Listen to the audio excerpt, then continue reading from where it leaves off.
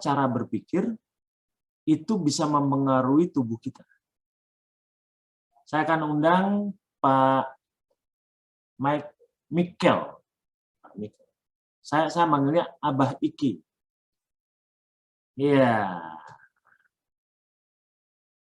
Pak Mikel, saya tertarik dengan cerita Bapak di beberapa hari yang lalu pada saat di grup ya, saya tidak sengaja menemukan itu. Tetapi saya sangat terinspirasi dan mudah-mudahan menginspirasi Bapak Ibu sekalian. Jadi mohon maaf Bapak Ibu yang ingin bertanya jawab, saya minta sabar. Saya akan meminta Pak Mikel untuk bertestimoni mengenai sakitnya. Sambil Pak Mikel bicara, saya akan saya sudah membuatkan apa yang Bapak gambarkan kemarin, gambar-gambarnya Pak. Itu saya sudah bentuk dalam PowerPoint, sehingga juga saya akan sajikan di sini. Silakan Pak, dimulai testimoni. Ya, silakan Pak. Terima kasih. Ya. Suara saya terdengar Pak kok? Sangat jelas Pak. Terima Bapak kasih. bisa sebutkan nama, domisili, dan pengalaman Bapak mengenai sakit Bapak. Baik, selamat pagi kepada teman-teman senasib dan kepada yang saya hormati Pak Eko. Terima kasih untuk waktunya. Untuk saya bertutur kata menceritakan pengalaman dari Desember. Saya Michael Agustanu 127024. Jadi angkatan yang muda ya, baru. Domisili saya di Bandung. Usia saya 58 tahun 9 bulan. Iya, Pak. Itu mengenai pribadi saya. Mungkin saya awali dengan masa lalu yang padat dengan ketidakmautawan dan kezaliman, Pak. Iya, Pak. Ya. Bahwa saya diketahui diabetes tahun 2015. Pada saat paru-paru saya kena TBC. Jadi pada waktu tes lab, secara tidak disengaja, diketahui bahwa gula darah saya itu 498, Pak. Jadi waktu dokter bilang, Anda di samping TBC, Anda juga diabetes, saya bingung. Angka 498 pun saya nggak paham. Itu angka apa gitu. Ya. Itu pertama mengetahui diabetes. Setelah belajar sedikit, baca, dengar, dan lain sebagainya, kemungkinan besar saya kena diabetes sejak 2006, Pak. 2006. 2006, pada saat usia saya 43. Ya. Itu masa lalu. Sekarang saya mau bercerita tentang kejadian yang dalam waktu singkat terjadi pencerahan yang luar biasa, beralih juga dari saya yang cenderung zalim sama diri sendiri, Pak, ya, kepada mau tertib, mau ikut, dan mau patuh kepada yang seharusnya gitu untuk para penderita diabetes. Satu lagi masa lalu saya itu pekerjaan saya adalah montir, Pak. Ya. Montir pabrik, Pak. S1 saya akuntansi, ya. Montir pabrik dalam maksud saya tuh dari awal karir di tahun 85 itu pekerjaan tuh memperbaiki kinerja dan manajemen pabrik yang nggak baik gitu. Ya, Pak. Dalam pengertian itu, jadi memperbaiki perusahaan gitu, Pak. Bukan dalam pengertian montir teknik. Ya. Kesenangan saya itu adalah kerja, Pak. Ya. Bahkan cenderung saya tipikal workaholic, Pak. Oh, Jadi pencandu kerja, Pak. tergila-gila dengan kerja. Jadi bagi saya itu istri pertama tuh bukan manusia, Pak. Bukan yang di rumah, tapi pekerjaan. Ya, ya. Dan kepuasan saya tuh bukan dari dapatnya remunerasi atau uang. Kepuasan saya, kerja saya tuh kalau ada masalah perusahaan yang pelik, tambah pelik, dan saya bisa solve, saya seneng gitu. Jadi cenderung ke batinnya ya Pak, kalau dilihat gitu. Kepuasan. Nah ini ada konsekuensinya Pak, yang tanpa saya sadari, karena karakter dan sifat saya seperti itu, saya tiap hari kerja tuh bisa antara 16 sampai 22 jam Pak.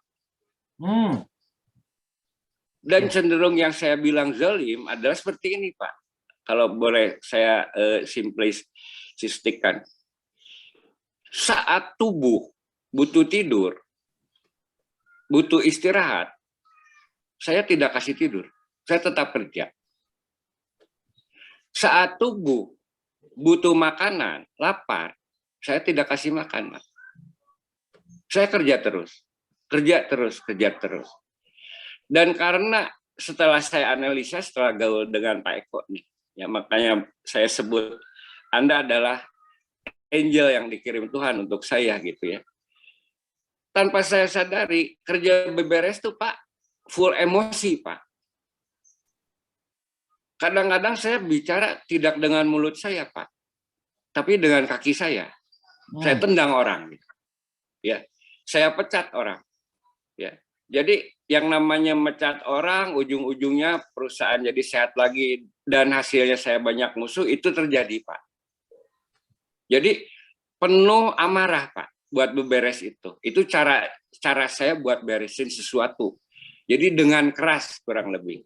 Saya baru paham terakhir, terutama kemarin malam saat Pak Eko kirim, dan barusan, bahwa pengaruh psikis, pengaruh emosi, lebih dominan daripada pengaruh konsumsi. Lebih dominan daripada apa yang masuk ke mulut gitu Pak. Justru yang keluar dari mulut dalam bentuk amarah itu lebih berpengaruh terhadap gula darah gitu. Nah itu masa lalu ya Pak ya. Nah sekarang saya ingin berbagi kepada teman-teman semua, Bapak Ibu yang dikasihi Tuhan. Ada satu kejadian yang membuat saya mengerem total seluruh kegiatan. Saya tahu diabetes. Sejak 2015 pada saat saya diketahui secara medis mengidap TBC di paru-paru kiri, dan secara tidak disengaja diketahui juga bahwa saya pengidap diabetes yang kurang lebih nggak tahu istilahnya apa stadium 3 gitu ya. Itu angka udah 498 Pak gulanya. Ya, tapi anehnya tuh saya nggak pernah pening, nggak pernah limbung, aktivitas luar biasa Pak. Dan bobot saya konstan di 74 Pak. Setiap dapat luka pun dengan cepat sembuh. Jadi saya tidak menduga bahwa saya diabetes gitu Pak. Padahal papi dan adik-adiknya termasuk oma itu meninggal karena diabetes Pak. Bahkan oma waktu meninggal dalam kondisi mata sudah buta Pak. Ya, sudah jalan aja menikmati kegiatan yang namanya nikmatnya kerja gitu Pak. Ya, saya kurang kalau soal makan. Cuman kebiasaan saya merapel Pak. Ini pola makan yang salah terus terang supaya Bapak dan Ibu jangan ikutin. Saya makan pagi, siang, dan malam itu disatukan di jam 11 malam. Itu everyday. Woi, gitu. Jadi boleh dibilang selama kerja, saya puasa makan, tapi tidak puasa merokok dan minum, Pak. Yeah. Bahkan anak-anak buah saya bilang, maaf sebentar. Ya sudah kelihatan Pak. Bentar. Saya ini udah lowbat. Oh iya. Ya dimiringkan saja Pak, dimiringkan saja. Dimiringkan saja. Waras dimiringkan lagi. Mungkin lebih. Ya, makasih Pak. Ya, ya. Bahkan anak-anak buah saya kalau rumor ngumpul ngomong, si Bapak makannya asap katanya. Saya perokok berat, Pak. 3 box per hari. Yeah. Saat ini sejak ikut program Pak Eko juga udah turun jadi 2 box, Pak. Target saya berhenti rokok dan sembuh dari diabetes gitu.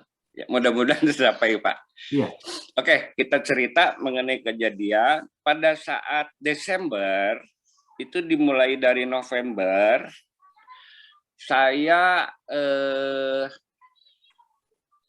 sedang membangun rumah produksi buat probiotik dan enzim yang sudah 12 tahun saya tekuni setelah resign dari manufaktur, ya.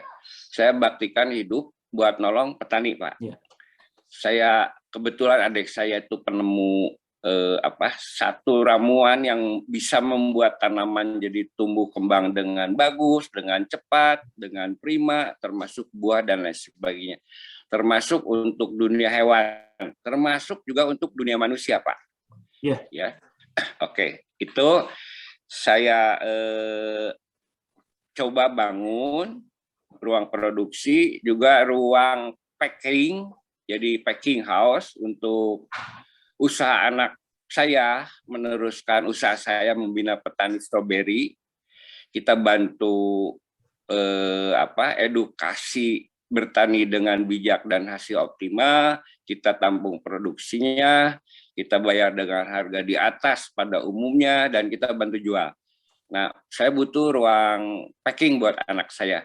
Nah, saat sedang membangun, yang start saya kemarin itu di November tanggal 8, tanggal 7 Desember saya mengalami satu kecelakaan kecil, Pak. Ya. Jadi waktu turun tangga, entah kenapa, tiba-tiba saya jatuh, dan kebetulan kaki kanan tungkai bawah kurang lebih 10 cm di atas ankle. Ini, Pak. Itu ya di atas ankle luka, Pak. Luka sekitar 7-8 cm lah. Ya. Lukanya horizontal gitu. Ya. Karena lukanya itu luka tidak mengeluarkan darah, Pak. Malah luka di siku tangan saya yang dan kiri dan kanan yang mengeluarkan darah gitu, Pak. Iya. Ya, saya nggak care, terus aja kerja gitu, Pak. Di proyek kan debu, Pak. Iya. Debu semen, debu apapun, termasuk itu kan di lingkungan kebun, Pak. Banyak lalat, Pak. Karena kebun tuh saya edukasikan ke petani untuk pakai organik. Jadi cenderung pakai pupuk alam yang namanya kotoran hewan, Pak. Iya. Itu mengundang banyak lalat, Pak. Nah, udah itu kondisi lingkungan pada saat saya jatuh. Saya nggak care, udah aja terus kerja. Malah masih sempat selama 6 hari dari tanggal 7 tuh pulang pergi Ciwidey Bandung. Kurang lebih saya harus jopir 46 kilo pergi, 46 kilo pulang. Ya. Jalan lah. Sekitar 6 hari dari tanggal 7, terus kita tanggal 12, semua pekerja yang kebetulan juga petani setempat, mohon izin, Pak, mau ngurus kebunnya, kebun kopinya yang di hutan. Ya.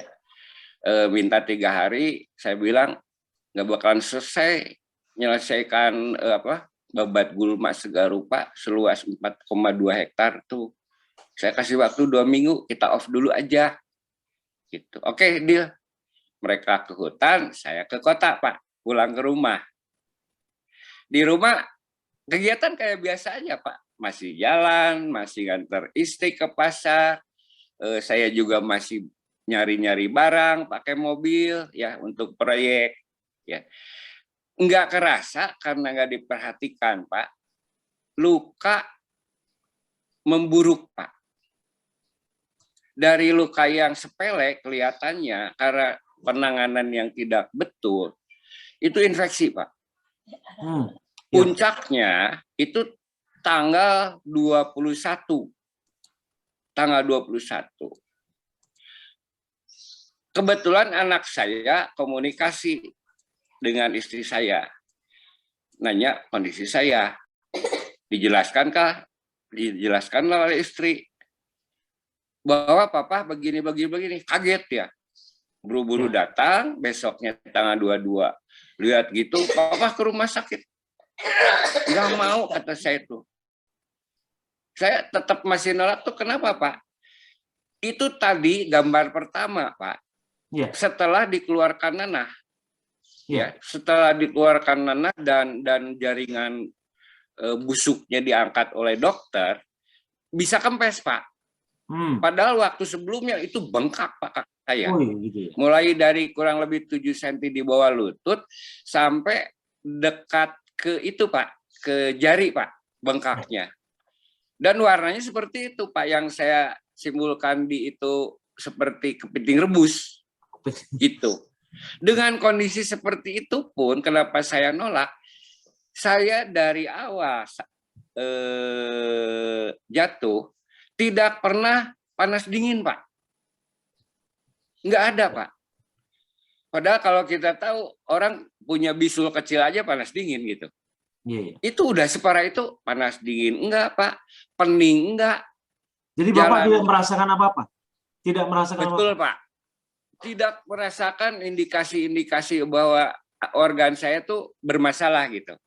Jadi saya biasa-biasa aja gitu Pak, jalan. Ya. Bahkan nyupir mobil juga nginjek rem, nginjek gas. Kok itu kaki kanan kan gas sama rem ya Pak ya? Enggak masalah gitu Pak. Enggak terasa apa-apa. Nah, ke rumah sakit lah saya. Ditangani awalnya oleh dokter Michelle, Pak, perempuan. Dia langsung ngomong keras. Bapak, untung hari ini. Kalau besok datangnya amputasi, Pak. Saya senyum aja, Pak. Nggak dianggap. Saya pikir nih yang ngomong dokter perempuan. Udah, sama dia dirujuk. Ini Bapak sebaiknya ke dokter bedah aja langsung ke ahlinya. Saya dirujuk ke dokter Simon.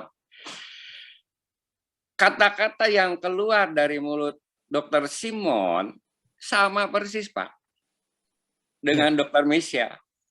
Untung hari ini, besok longengnya beda Pak. Amputasi. Di situ saya baru lemas Pak. 2 dokter di rumah sakit yang sama. Cuman beda kurang lebih 10 menit.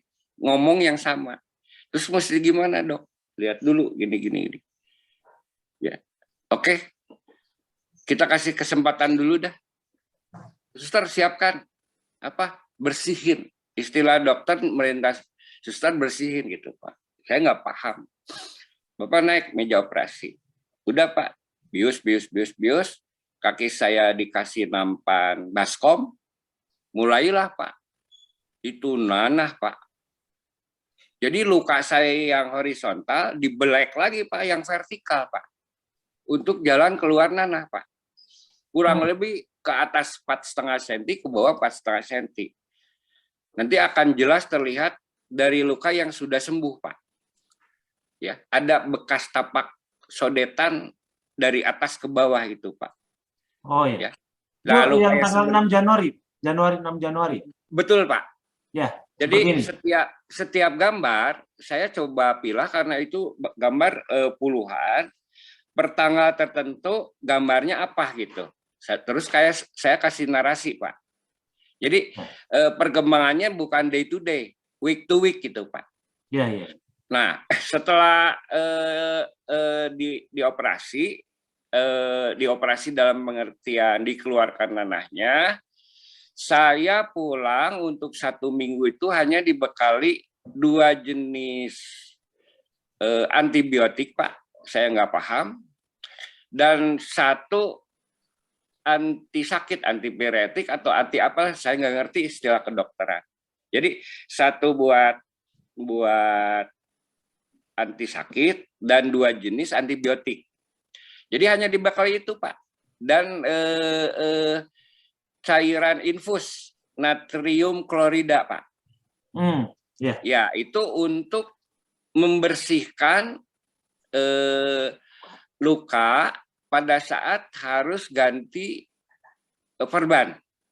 Jadi saya diwajibkan ganti perban sehari 2 kali, Pak. Pagi dan sore. Nah, si perban karena nempel ke luka tuh cabutnya kan sulit, Pak. Ya. Ya. Jadi ditetesi natrium klorida. Mungkin juga itu adalah pembersih gitu, seperti hanya alkohol gitu, cuman nggak mematikan gitu. Nah, jalanlah saya pulang dari rumah sakit. Seminggu kemudian, Pak, saya diwajibkan ke sana lagi, dinilai udah bahwa pembusukan dan infeksi sudah berhenti. Ya, dokter langsung menjahit luka yang hasil sayatan pisau operasi, Pak. Sedangkan luka yang akibat kecelakaannya nggak bisa, Pak. Belum ada pegangan. Iya, Pak. Jadi masih terlalu lebar. Saya perkirakan kurang lebih 2,5 sampai 3 cm, Pak, lebarnya gitu. Nah, nggak ada pegangan. Buat dijahit nggak ada pegangan. Ya, masih terbuka seperti itu. Oke. Pulang dari rumah sakit dalam kondisi terjahit seperti itu, Pak. Perintahnya masih sama. Sekarang malah nggak dibekali obat apapun yang buat dimakan atau diminum, ya. Cuman dibekalin natrium klorida dan kain-kain itu, Pak. Ya. Dan tiap hari harus dalam keadaan tertutup gitu, Pak. Jadi udah di kain kasain, nanti dibalut lagi gitu. Ya, dengan kain kasa yang steril khusus gitu.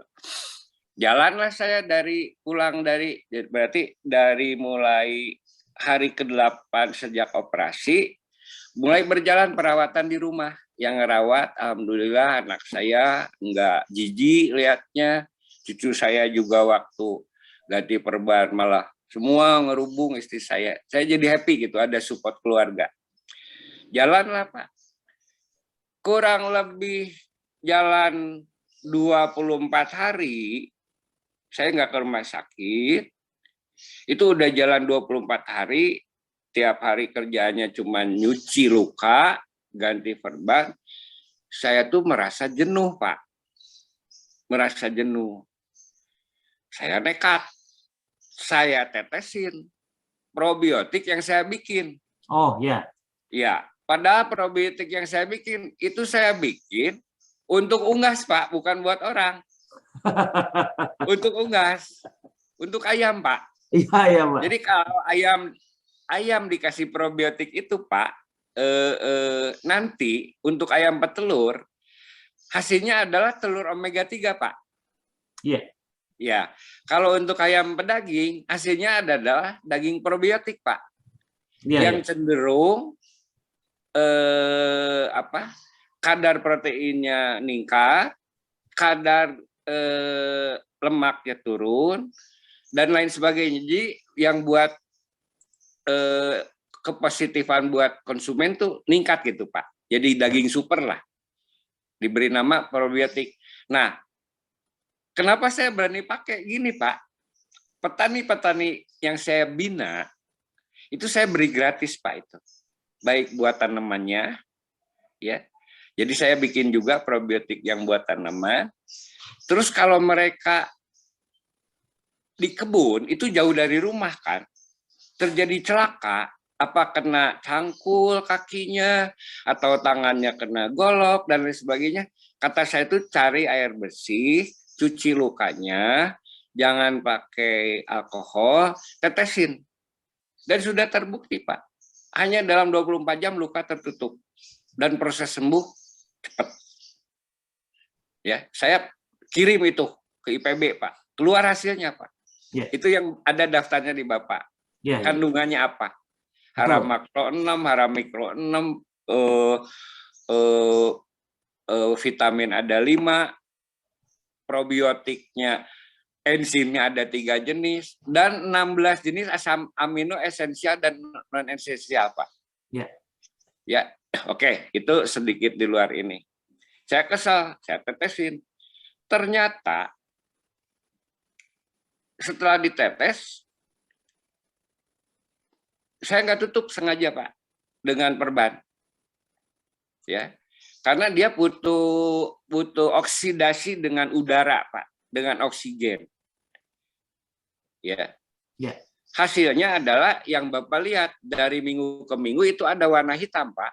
Ya. Itu bukan nanah, bukan apa Pak. Tapi luka, saya nggak ngerti ya. Tuhan ciptakan tuh, kalau luka itu ada disebutnya cairan apa yang keluar buat nyetop darah keluar tuh, ya. Bersatu dengan probiotik yang saya bikin, hasilnya adalah itu Pak.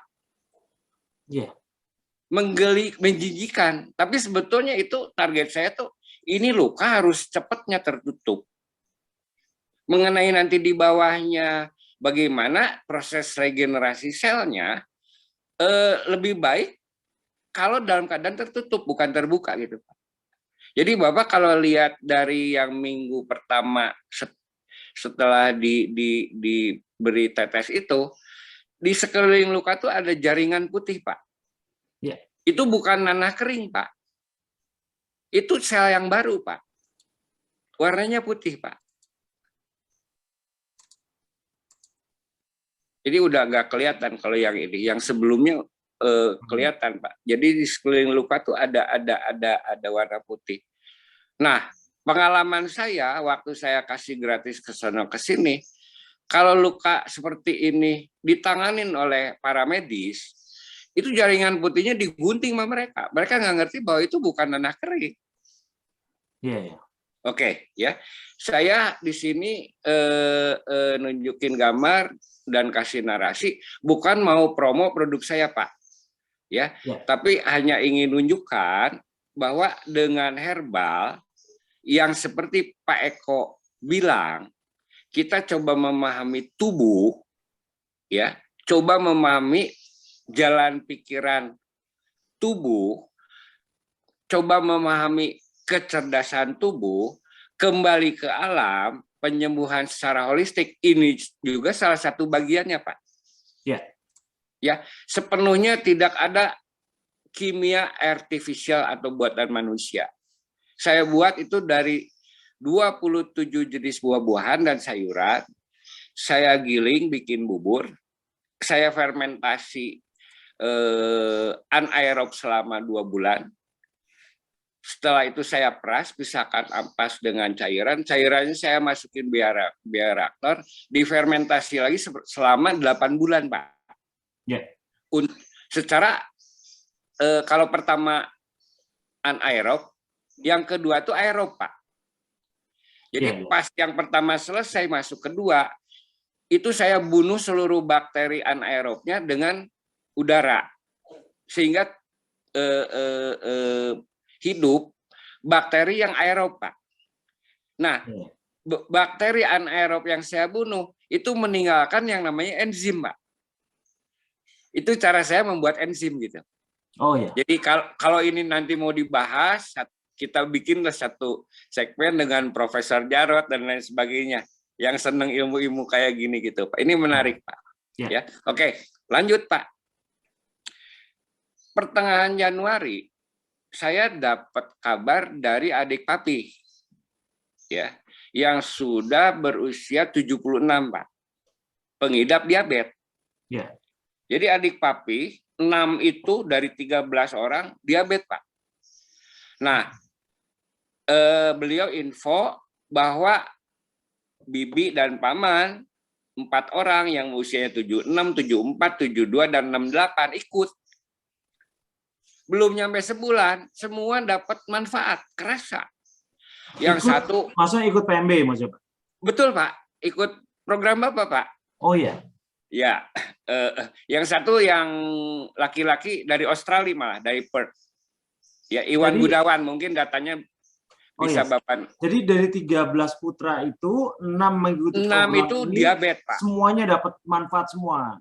Betul. Yang papi saya sudah meninggal, adik yang kedua udah meninggal, jadi tinggal 4 sekarang, Pak, yang kena diabetesnya. Dan usianya 68, 72, 74, 76. udah usia bonus gitu Pak. Oh, Jadi mereka sudah bertahun-tahun hidup berdampingan dengan diabetes. Kenapa bisa panjang dan nyaman? Mereka disiplin makan low karbo, bukan zero karbo Pak. iya, iya. Low karbo Pak. Tapi seneng sayur dan buah Pak. Iya. Gitu Pak. Gitu ya. Itu itunya. Diajaklah, didongengin lah saya bahwa yang usianya 68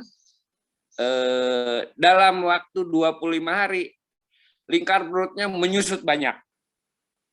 Jadi buncit kayak orang apa? Kayak orang hamil gitu, Pak. Tanpa olahraga. Tanpa olahraga. Ya, Iya. betul. Udah. Yang satu yang di Australia. Itu apa disebutnya ya? Pundaknya kaku, Pak. Freeze apa tuh teh? Freeze shoulder apa penyakitnya namanya? Iya. Iya. Sampai pakai baju pun nggak bisa, harus ditolong orang itu, Pak. Iya. Itu lucu, Pak. Dalam 20 hari, Pak. Normal lagi, Pak. Hilang? Iya. Menggunakan cara Mobi, Pak? Betul, Pak. Betul. Nah, di situ tambah tertarik saya inti cerita, Pak. Bahwa semua empat-empatnya dapat manfaat. Yang satu pernah kena stroke. Udah bisa jalan lagi, Pak. Ya, sekarang dia bulan kedua. Mereka bulan kedua, gitu. Terus saya tanya gimana cara daftarnya, dan bla bla bla bla seperti yang Pak Franky jabarkan semua. Oke dah, saya mau ikut. Udah, namanya sih apa? Mobi. Iseng, saya googling Pak. Ya, jemplung ke jalurnya Bapak. Tiap hari Pak, kurang lebih 3 video, saya ulang-ulang terus. Saya dengerin Bapak ngomong. Saya perhatikan, saya simak komunikasi Bapak dengan profesor apa tuh ahli bakteri yang perempuan, dengan Profesor Jarot, dengan pasien dan lain sebagainya. Wah, menarik juga nih. Dalam hati timbul, saya harus ikut. Daftarlah saya ke Pak Franky, Pak. Didaftarkan. Pak Freddy. Pak Freddy ya. Sorry. Iya, maaf. Pak Freddy didaftarkan untuk program di Februari. Saya nantikan itu tanggal startnya.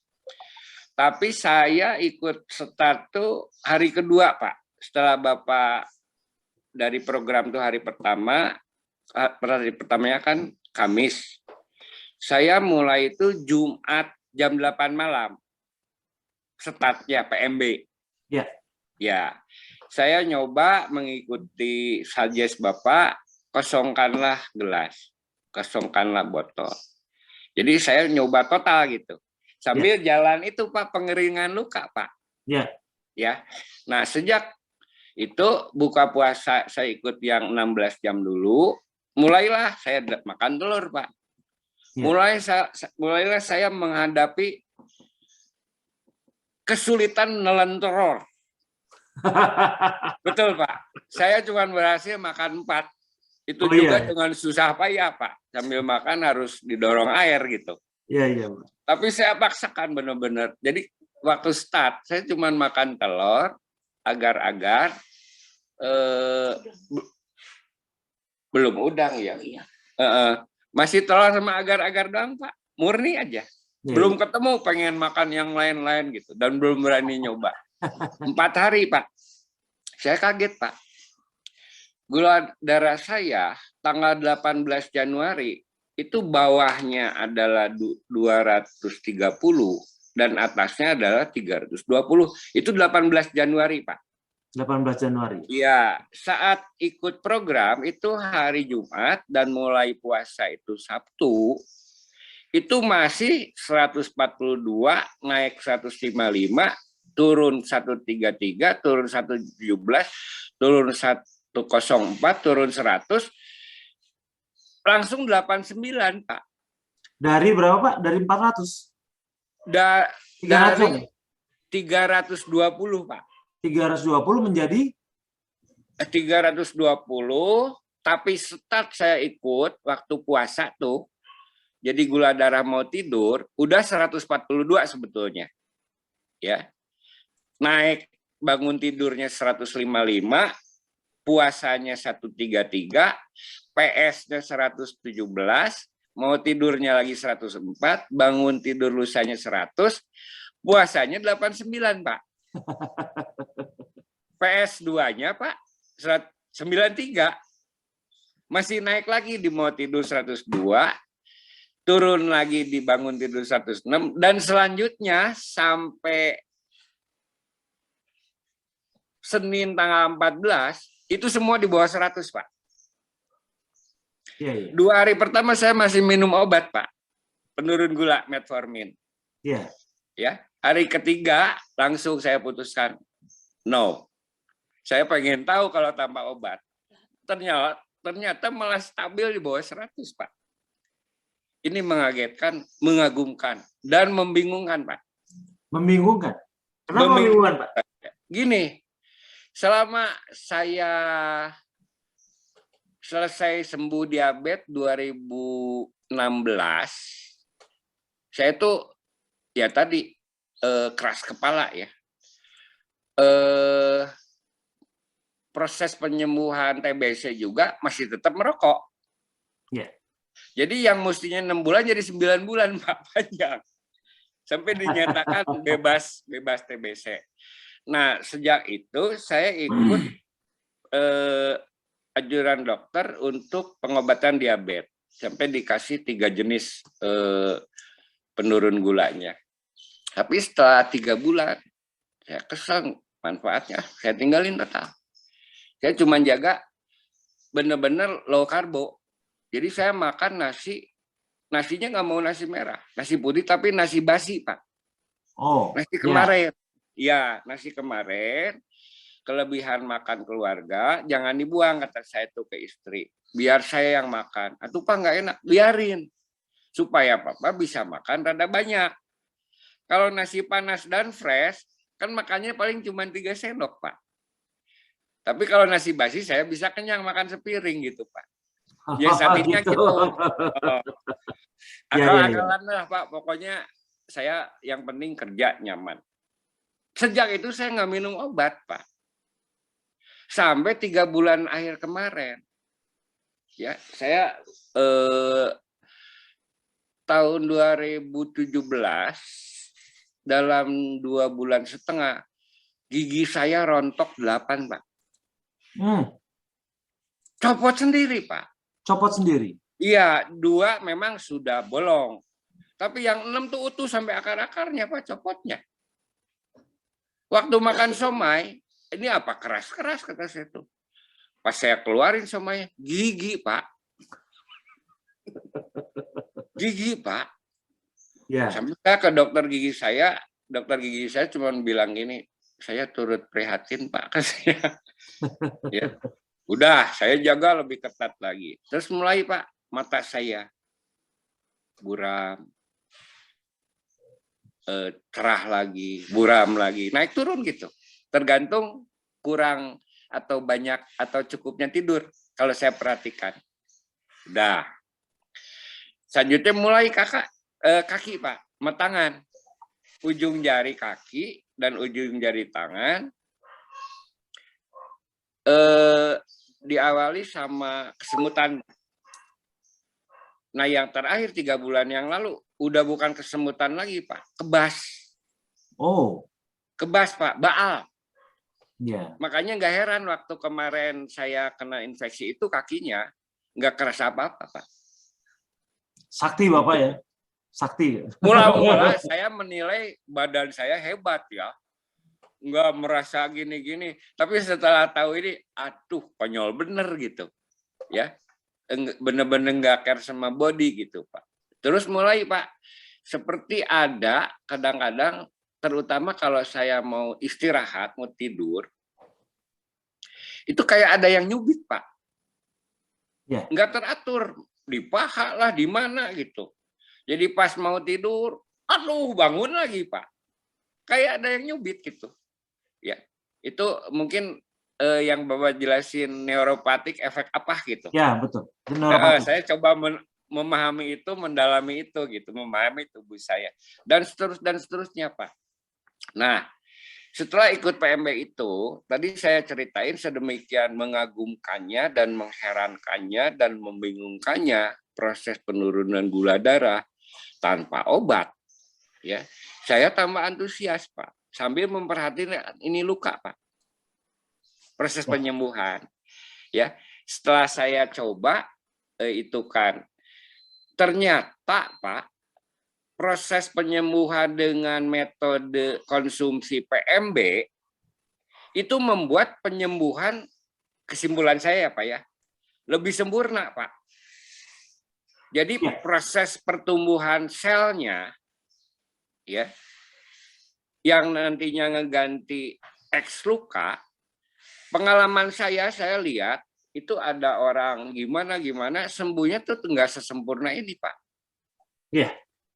Itu makanya saya memberanikan diri pada waktu malam itu gitu ya, untuk share pada saat Ibu Kim Chu dan Ibu Jamilah diskusi sedemikian panjang ya, mengenai kaki jempol suaminya itu Pak. Aduh, saya perlu ngomong nih. Belum juga saya memperhatikan data peserta, itu jam 10 waktu sebelum saya ngomong, hari malam Jumat itu, aduh, kok mati? Maaf Pak, sebentar. Iya. Dia ada telepon nyelonong masuk. Oh ya. Betul. Nah, nyambung lagi. Per jam 10, saya merhatikan kan, saya pengen bantu Pak Fauzan tuh. Karena data tuh nggak ada link and match-nya dengan nomor handphone, Pak. Iya. Betul ya? Cuman NRP dan nama. Saya mau bantu gitu. Masih tersisa 13 individu dan 13 nomor handphone yang belum matching, Pak. Iya. Ya, saya nggak berani gitu. Itu mungkin tugas Pak Freddy ya. Saya cuma nanti kalau hasilnya udah selesai mau saya transfer ke Pak Fauzan supaya melengkapi gitu. Jadi mudah berhubungan gitu, Pak. Ya. Iya. Nah, berdasarkan catatan saya, per jam 10 itu udah 4 yang left dari grup, Pak. Iya. Timbul gimana ya? Aduh, ini baru hari keberapa gitu. Kamis tuh hari ke-13 saya ikut, berarti di Bapak tuh hari ke-14. Udah left 4, Pak. Saya coba raba, ini mbah-mbah sama enin-enin, nenek makakek semua ini teman-teman. Takutnya lebih banyak, itu puncak gunung es gitu, Pak. Ya, di akhir program nanti tutup 28 Februari, takutnya tinggal setengah atau di bawah setengah gitu, Pak. Wah, ini saatnya saya nih ngomong nih. Ya. Kebetulan ini aja nih ngomong. Karena berhubungan dengan Ibu Jamila dengan Bu Kim Chu ngebahas kaki luka, ini kaki yang terselamatkan dari amputasi gitu. Motivasinya hanya itu, Pak. Di luar perkiraan saya, Bapak nimbrung. Wah, ini master nyemplung gitu ya. Berarti, wah udah surprise buat saya, Pak. Malam itu benar-benar. Dan malam itu juga, itu waktu Bapak lihat gambar terakhir, itu sebenarnya sejam sebelumnya baru melotok itu, Pak. Gambar terakhir ya, Pak? Iya, jadi luka saya bebas dari yang warna-warna hitam itu, bukan sama saya dipelotokin, Pak. Copot sendiri, Pak. Copot sendiri? Ini luar biasa. Kalau saya bandingkan dengan para petani yang luka di lapangan, kenapa cangkul atau apa, nggak seperti ini, Pak. Ya. Nah, saya pikir juga apa ada hubungannya dengan pola makan yang sudah saya jalanin Kemis malam Jumat itu pada saat Bapak nyemplung ke grup, itu hari ke-13 makan, Pak. Hari ke-13 saya ikut program. Dari 14 hari yang Bapak adakan. Jadi selama 13 hari itu Bapak justru menemukan banyak hal-hal baru. Betul, yang membingungkan. Korelasinya seperti apa masih saya pikirkan gitu, Pak. Yang pasti program Bapak ada pengaruhnya gitu. Ya. Jadi bukan mau mengagungkan program Bapak sebetulnya. Saya mah tetap rasional, korelasinya di mana gitu ini. Ya, gini. Ya, saya bersyukur Bapak ngasih kesempatan ini. Jadi yang tahu nggak hanya kita berdua bertiga dengan Bu Kim Chu, jadi yang lain juga yang di luar angkatan sama mengetahui gitu. Inti kesimpulan Bapak-Bapak Ibu sekalian, saya ingin esensinya, sarinya, saya hanya ingin berpesan.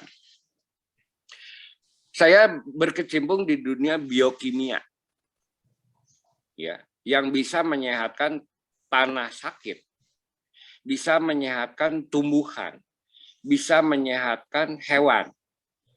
Soal yang manusia itu bagian adik saya, karena adik saya cenderung juga lebih miring bukan ke ininya tapi ke komersilnya, Pak. Menghasilkan uang. Tapi kalau bagi saya bukan soal profit. Saya lebih concern kepada benefit, Pak. Manfaat. Petani bisa hidup meningkat kesejahteraannya karena penghasilan produktivitasnya meningkat sendiri. Mengolah lahan yang sama, segar rupa sama, tapi dengan metode saya. Seperti hanya Pak Eko. Ya, dokter boleh punya cara. Orang lain dukun boleh punya cara, tapi is my way gitu, Eko way gitu. Dan inilah gitu, Mobi way gitu. Ya, saya lebih cenderung bilang inilah Eko way gitu, cara way. Seperti hanya Toyota way gitu, Pak. Yang sekarang baru muncul lagi Tesla way gitu. Ya, itu Bapak bukan sedang membangun ini. Ini satu, saya bukan ngeramal ya. Insya Allah ini jadi legend, Pak. Bisa jadi panutan, Pak. Mungkin dokter-dokter bukan yang Indonesia, luar Indonesia. Kalau dilihat peserta dari luarnya juga ada beberapa kan.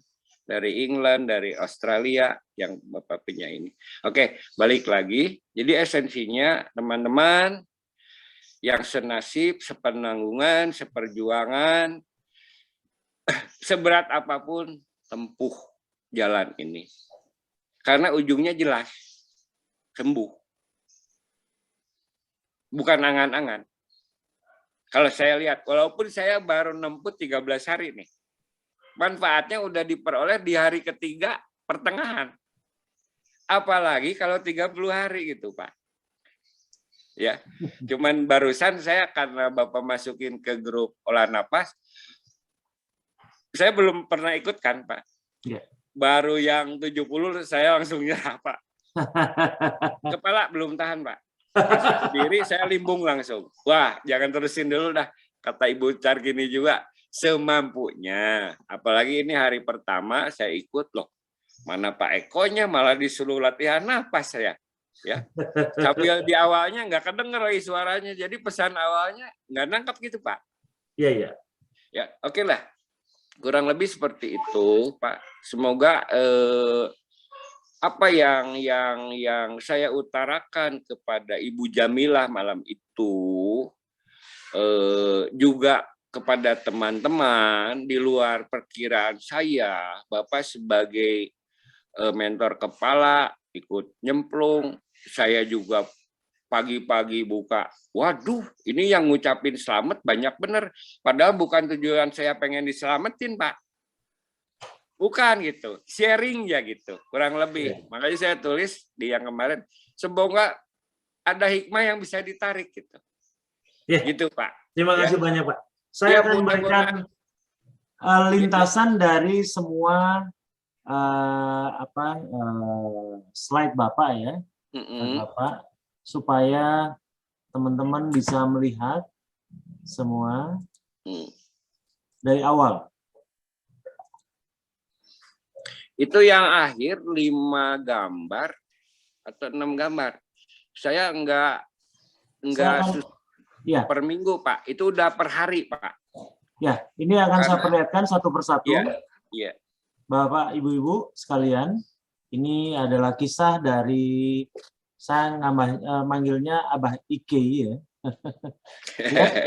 Ini pada saat pertama kali, ya, kemudian ini yang kedua, ya. Kemudian ini yang ketiga, Ini yang keempat.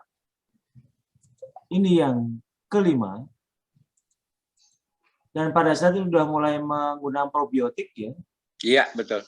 Ya, ini probiotik yang hitam-hitam adalah bagian dari probiotik. Dan kemudian mulai menggunakan PMB. Ya, Pak. Betul. Ya. PMB. Iya. Nah, ini sekarang full PMB. Nah, Iya. hasilnya adalah justru yang aneh, luka mulai mengering, dan kemudian mulai Copot hilang. sendiri. Ya. Iya. Dan seperti ini hasil yang terakhir ya. Ya, Pak. Iya, Rabu tanggal 16, berarti barusan 2 hari yang lalu. Betul, Pak. 2 hari yang lalu. Betul. Luar biasa.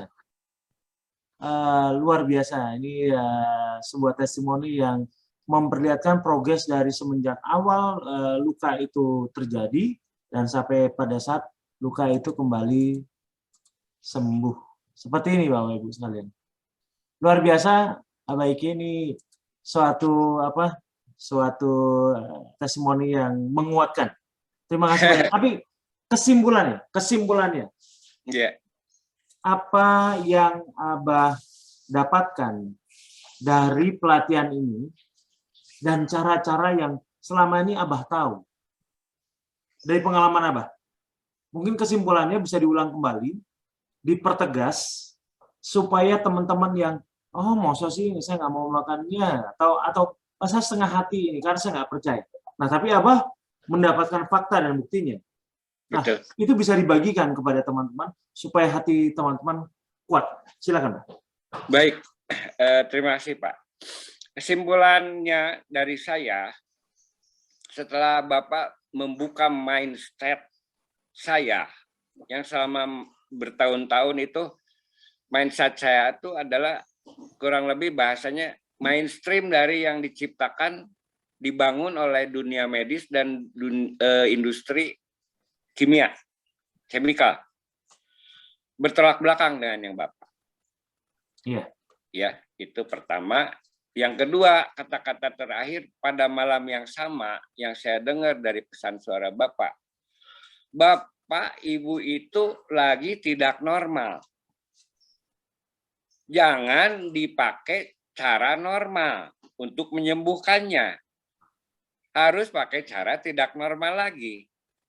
Nah, ini mungkin terkejawantahkan PMB pola makannya aneh gitu. Ya. Iya. Selama ini diabetes, karbohidrat dalam bentuk apapun yang menggiurkan, mengenakan di mulut, malah menghindari yang namanya jeroan, malah sekarang dianjurin makan jeroan. Ya. Kan benar-benar nentang arus, Pak. Ini luar biasa. Jadi Bapak Ibu sekalian jangan heran, ikuti saja apa yang mentor arahkan, apa yang PMB arahkan, itu terasa bagi saya meyakinkan itu tidak mencelakakan, tapi mengarahkan Bapak Ibu sekalian di track yang benar dengan cara tidak biasa, dengan cara tidak normal gitu. Seperti waktu saya diskus, saya jarang Pak laporan ke Bu Kimcu gini-gini. Cuman kalau penting sekali saya lapor, malah diskus. Saya ngomong, Bu, ini udah seminggu nih, bobot saya turun 3,6 kilo. Waktu start, berat badan saya itu Pak, 57,9 untuk tinggi 163, udah kekurusan Pak. Sekarang jadi 54, Pak. Ibu Kimcu cuma bilang gini, Pak, fokus aja sama penurunan berat badan. Jangan khawatir soal berat badan Bapak. Nanti kalau udah nyampe 70-80, itu naik sendiri, Pak. Gampang naikin berat badan, Pak. Jadi, don't care about bobot gitu, Pak. Jalan aja. Fokus, juga fokus terhadap pH ya, Pak ya. 2 yang utama itu. Itu saya di laporan ke Bapak kan cuman bobot bisa turun banyak, gula darah bisa signifikan turunnya. Ini naikin pH 0,1 pun minta ampun susahnya Pak. berkutat aja 5,2, 5,5, naik turun di situ gitu. Nah, ini udah hari keempat, Pak. Saya ganti sama soda kue, Pak. Ada yang signifikan. Bisa naik 6 poin, 0,6. Karena dosisnya saya tambahin, Pak. Oh iya.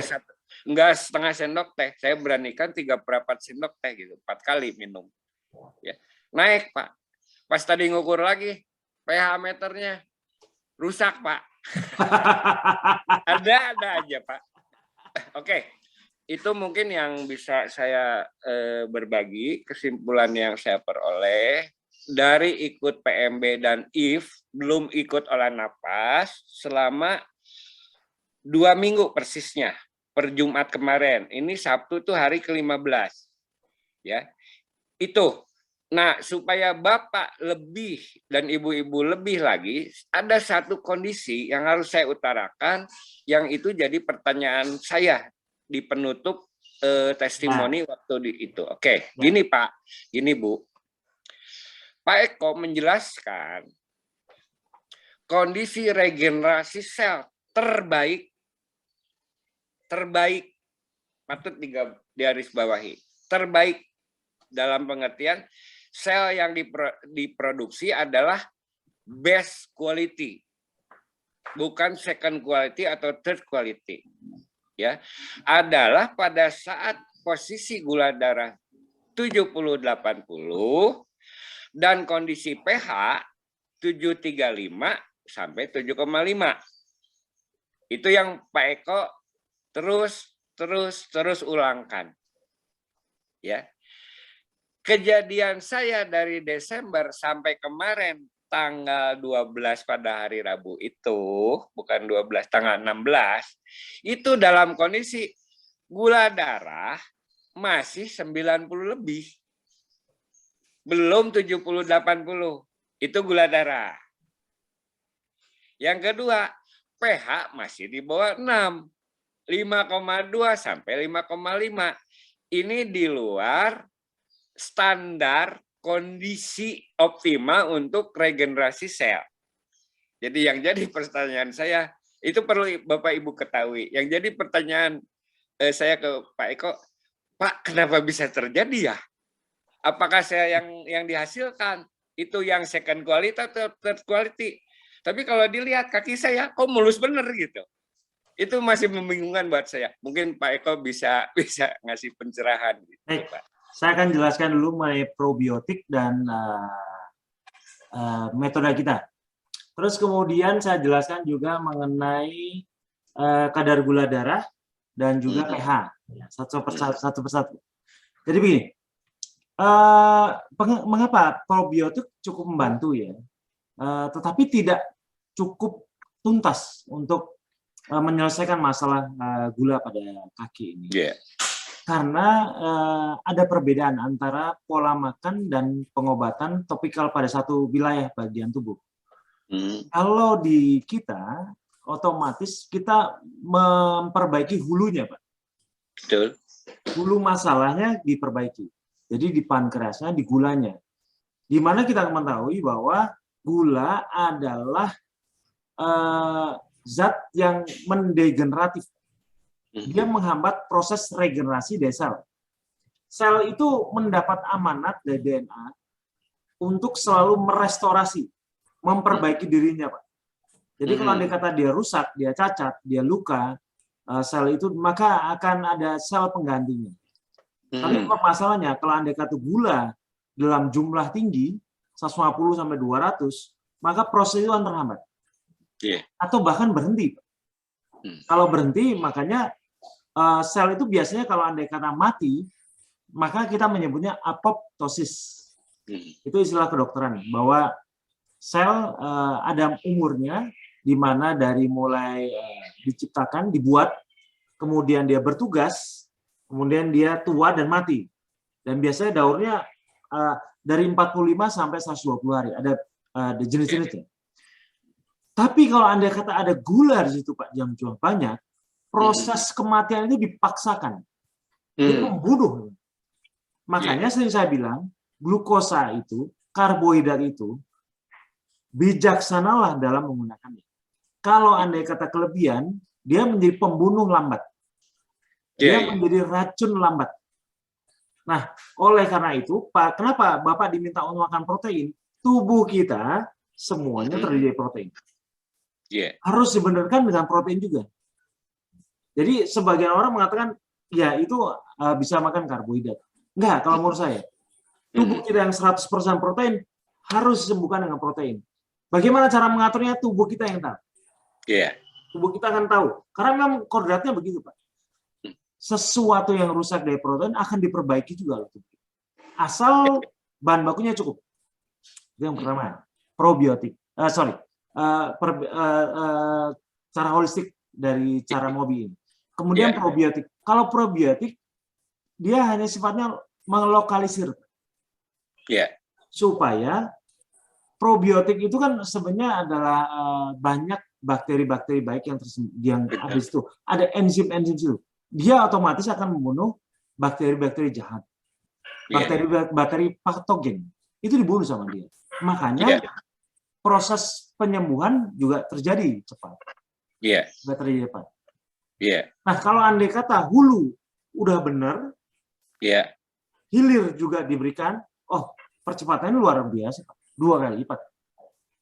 Betul. Kira-kira begitu cara bekerjanya, Pak. Nah, kemudian kenapa angka-angka yang saya sebutkan 70, 80, Bapak di 90 kok dapat juga? pH yang seharusnya ideal 7,35, Bapak baru di 5 atau ke 6 sedikit. Di bawah 6. Gitu ya. Di bawah 6. Ya, di bawah 6. Jadi ada wilayah abu-abu, Pak. Kemarin saya sampaikan bahwa memang 50 sampai 100 itu regenerasinya 100%. Jadi kalau andai kata gula darah kita mulai dari 50 sampai 100, maka regenerasinya 100%. Nah, kalau andai kata gula darah kita 101 sampai 150, maka regenerasi kita 50%. Nah, lebih dari 150, 151 sampai 200 hanya 25%. Nah, kalau andai kata lebih dari 200, berhenti, Pak, regenerasi. Makanya kasus luka yang makin melebar itu karena berhentinya regenerasi. Nah, tetapi ada wilayah abu-abu. Wilayah abu-abunya adalah dari peralihan dari angka 100 ke angka 150 itu, Pak. Itu ada namanya angka-angka deviasi. Jadi misalnya dari mulai 101 sampai 150 itu angkanya tidak selalu tepat di 100 itu sudah terjadi perubahan persentase.